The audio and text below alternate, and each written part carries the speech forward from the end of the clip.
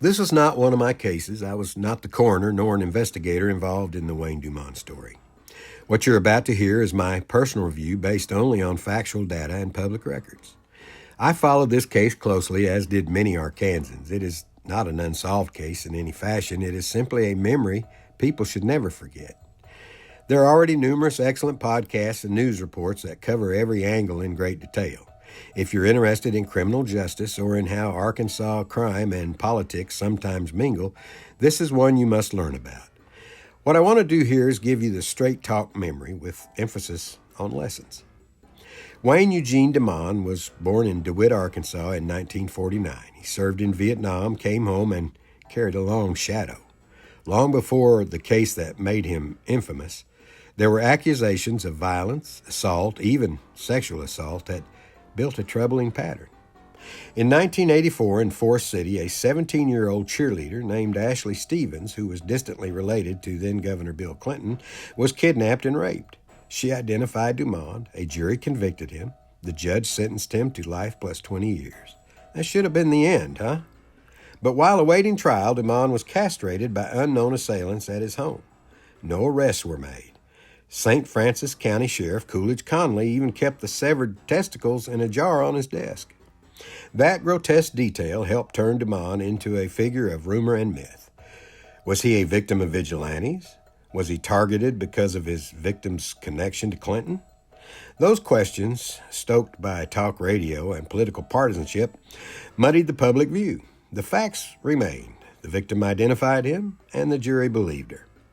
In 1992, acting governor Jim Guy Tucker reduced DuMond's sentence, making him parole eligible. Later, Governor Mike Huckabee advocated his supervised release to another state. The parole board approved, and in October 1999, DuMond walked out of prison and resettled in Missouri. Within a year, tragedy struck. In September of 2000, 39-year-old Carol Sue Shields was raped and murdered in her apartment. DNA under her fingernails and hair evidence pointed directly to DuMond. A Missouri jury convicted him of first-degree murder in 2003, and investigators were preparing to charge him in another case, the murder of a pregnant woman, Sarah Andrasek, when DuMond died in prison in 2005.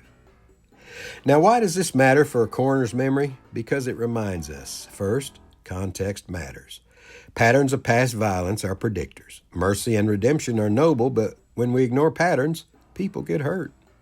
Second, rumor kills. The castration, the jar, the politics, those became louder than the victims' voices. And when politics drowns out facts, real people pay the price.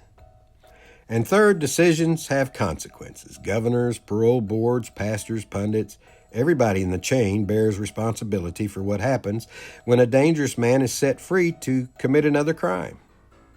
This case is closed. Wayne DuMond was convicted. Appeals affirmed it.